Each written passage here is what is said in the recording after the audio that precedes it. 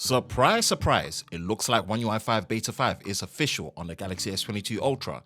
We did expect since the announcement of One UI 5 officially at Samsung's SDC 2022 conference that Beta 4 would be the final and last beta before the final OTA release, but it does indeed look like Samsung have fixes and more polishing up to do before the final version of Android 13.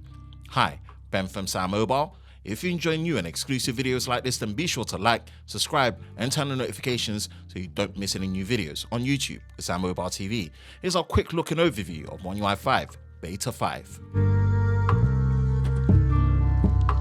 Let's dive straight in. As you can see from the software information section, the last four figures of the build number end with ZVJA, which is an upgrade from the previous ZVJ2 from Beta 4. Beta 5 is still on the current October security patch, and just for reference, like before again, our model is using the Exynos 2200 S22 Ultra, which is the S908B model for UK and Europe, so access to Beta 5 will be dependent on your model and region. Beta 5 again is all about bug fixes galore and OS user experience stability. When looking at the update changelog, it looks like fixes to the autofocus on the camera app have been applied, fixes to not being able to add more fingerprints in the biometric fingerprint scanner area, audio being too loud when in on a phone call even when the volume is lower, and of course much more, which you can look and see from the changelog.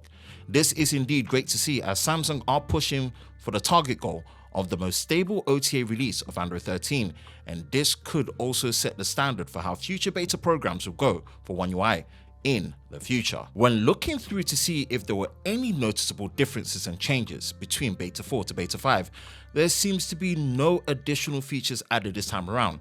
This means that the biggest change so far through the beta program was indeed Beta 1 and especially Beta 3, with the option of customizing your lock screen more in depth on a built-in native level.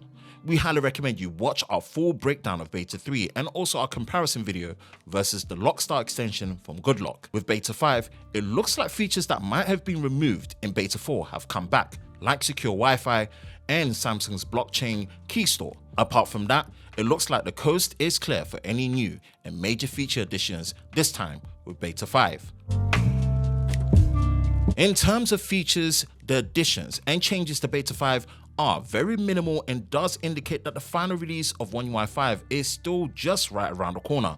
Once that time comes, we will be sure to cover everything in the final OTA release for Samsung's version of Android 13. If you've got One UI 5 Beta 5 at the moment, what's been your experience so far?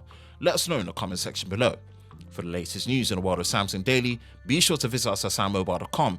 And for the latest videos on YouTube with Sam Mobile TV, be sure to subscribe and turn on notifications, and we will see you next time.